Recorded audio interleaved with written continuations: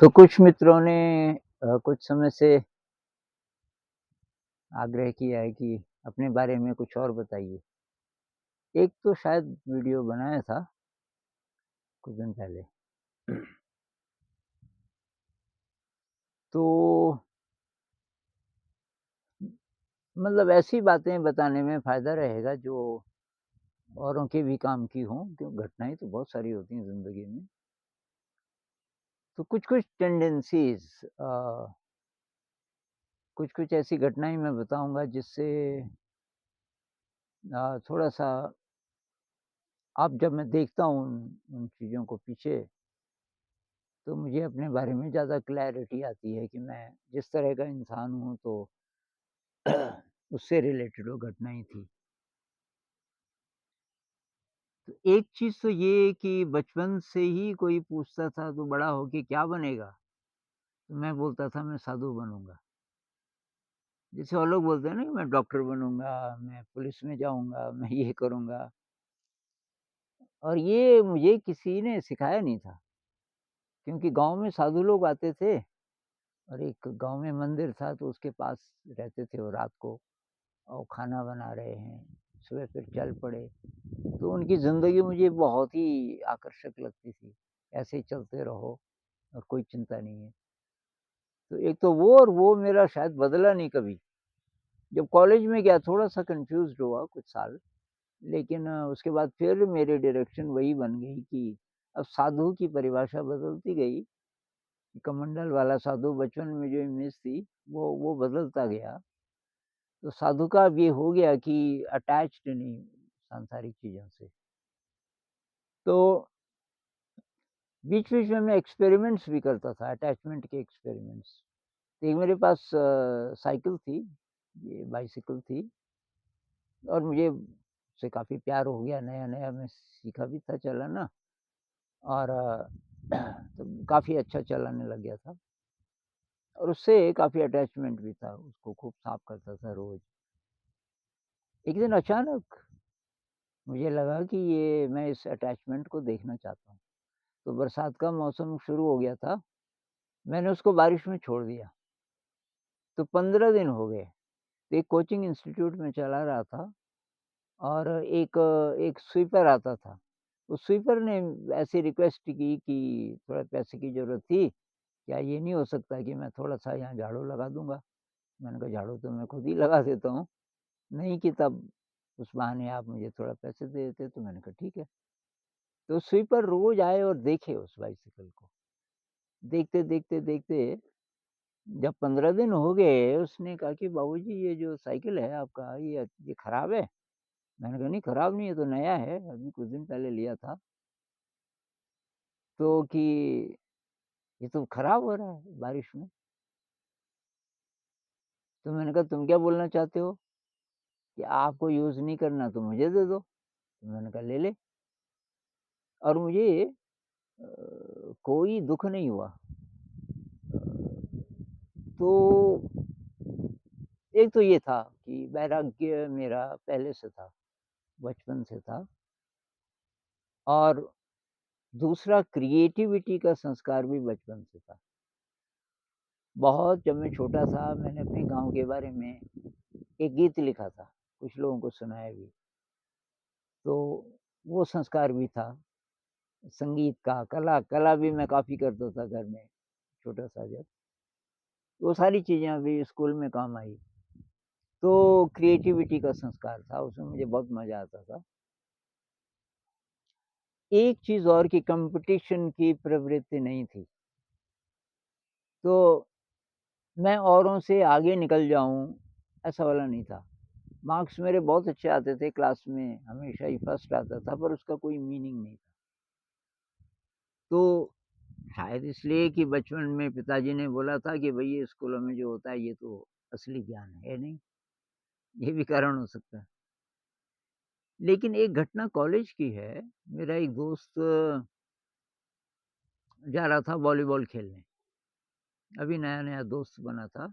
मैंने पूछा कहाँ जा रहा है?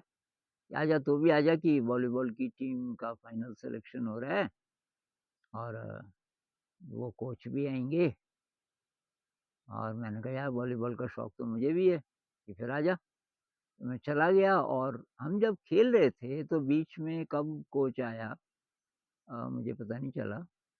तो कोच ने मेरा दोस्त काफ़ी अच्छा खिलाड़ी था। मेरे दोस्त को बोला कि यार ये जो जिसको तू लाया है ना इससे अप्लाई करवा, एप्लीकेशन लिखवा कि मैं वॉलीबॉल की टीम के साथ खेलना चाहता हूँ और ये तो बढ़िया खिलाड़ी है, लेकिन इसको मैं सीधे नहीं ले सकता, एप्लीकेशन लिखनी पड़ेगी। तो मेरा दोस्त बहुत खुश हुआ कि तेरा तो यार सिलेक्शन हो गया, ये तो बहुत मुश्किल होता है, लोग कितने पापड़ बेलते हैं और ये तो कोच ने खुद बोला। तो मैंने कुछ नहीं बोला, अगले दिन मेरे पास आ गया कि कहाँ है एप्लीकेशन? मैंने कहा यार ना मैं नहीं आ रहा हूँ। उसको इतना आश्चर्य हुआ, उसने कहा यार ये इतना बड़ा मौका है। मैंने कहा ना यार, ये ऐसे खेल में मैं नहीं खेलूँगा। तो ये मुझे बहुत बाद में पता चला कि कॉम्पिटिटिव जहाँ भी कॉम्पिटिशन है वहाँ मैं पहले ही पीछे हट जाता था और ये कॉन्फिडेंस की कमी नहीं थी, निरर्थक लगता था। मुझे लगता था ये ऐसी लड़ाने-भिड़ाने वाली बात जैसे बचपन में हम करते थे ना वो जानवरों को लड़ाते हैं कि कौन जीतेगा इनमें से। मुझे पता नहीं कुछ ऐसी वाली फीलिंग आती थी कि ये आर्टिफ़िशियल लड़ाई है एक प्रकार की। 2 टीम बना दी और तुम ये इसका मीनिंग क्या है? तो एक टेंडेंसी मेरी ये थी, कॉम्पिटिटिव नहीं था मैं, जो कि मेरे लिए अच्छा रहा और जो अ, बहुत बाद में मुझे पता चला कि ये शायद कहीं न कहीं ये जो मेरी आध्यात्मिक दिशा थी, उसके कारण भी था। अच्छा एक जिसको लोग अपॉर्च्युनिटी मानते हैं कि बहुत बड़ा अवसर है, विदेश जाने का मौका है, नए-नए लोगों से मिलूँगा, मेरा नाम हो जाएगा, इसका भी मुझे आकर्षण नहीं था। तो एक बार क्या हुआ शांति निकेतन में वहाँ कुछ बहाई लोग रहते रहते थे। बहाई एक धर्म है जो वो भी अल्लाह को मानते हैं, लेकिन वो काफ़ी ओपन है, जैसे पर्दा नहीं करते और ये दिल्ली में एक है ना लोटस टेम्पल, ये उन्हीं लोगों का है। तो जब मैं शांति निकेतन में गया 85 की बात है, उस समय लोटस टेम्पल बन रहा था। उसके लिए वो फंड्स इकट्ठे कर रहे थे, बाहरी लोग पूरी दुनिया में थे। उनकी लंबी कहानी है कि वो अपने देश में नहीं रह पाए, वहाँ खतरा था, तो वो पूरी दुनिया में फैल गए। पर एक भाई मेरा दोस्त बन गया और वहाँ वो काफ़ी सीनियर आदमी था, उनकी कम्युनिटी में और उससे थोड़ा दोस्ती हो गई तो अपने घर ले गया, बीवी-बच्चे भी थे। उसके पास बहाउल्लाह की किताबें थी। बहाउल्लाह जिनकी इंस्पिरेशन से ये धर्म बना होगा बहाउल्लाह। किताबें मैंने देखी कि पढ़ेगा? मैंने कहा, हाँ, देखते हैं। पढ़ने का मुझे बहुत शौक था। मैंने कहा ये बहाउल्लाह कौन थे? मैं जानना चाहता हूँ। तो उनकी शायद 2829 किताबें थी वहाँ। कोई-कोई पतली थी, कोई ठीक थी और मैं कुछ दिनों में अगले 8-10 दिनों में वो सब पढ़ गया और बहुत प्रभावित हुआ। तो उसके बाद उसने बोला, "यार ये तो सब तो मैंने भी नहीं पढ़ी अभी।" तुझे इतना अच्छा लगा? मैंने कहा यार इनके विचार तो कमाल के हैं। तो कि तुम मानते हो कि ये अभी वर्तमान जो समय है, इस समय के लिए इनकी टीचिंग्स बहुत अच्छी हैं? मैंने कहा हाँ, बिल्कुल मानता हूँ। तो उन्होंने एक कागज़ निकाला कि तू इस पे दस्तखत कर दे। मैंने कहा ये क्या है? कि यही है जो तू बोल रहा है। तो उसमें लिखा था कि मैं मानता हूँ कि बाहुल्ला जी वर्तमान समय के लिए बहुत रेलेवेंट है इनकी टीचिंग से। तो मैंने कहा ये इस पे दस्तखत करके क्या होगा? अरे यार कि तू कर ले ना, मेरा दिल खुश हो जाएगा। मैंने कहा ले कर देता हूँ। जैसे ही मैंने दस्तखत किए बड़ा खुश हुआ, गले लगाया, फिर और लोगों से मिलाया जितने भाई थे कि एक और भाई। मैंने कहा कौन भाई? कि अब तू भाई बन गया, तूने सिग्नेचर नहीं कर दिए उस कागज़ पे। ख़ैर तो वो कहने लगे कि आप हमारे धर्म प्रचारक होंगे, आपको हम पर्शियन सिखाएँगे और शिराज़ ले जाएँगे। मैंने कहा शिराज़ कहाँ है? तो शायद ईरान में कोई जगह होगी, मिडल ईस्ट में, शायद ईरान में ही, कि वहाँ ले जाएँगे और न पर्शियन भाषा सीखो अब जल्दी से जल्दी, आपके लिए कोई टीचर लाएँगे और ये। तो उसके बाद मैं ज़रा क्लोज़ली देखने लगा कि ये लोग करते क्या हैं। तो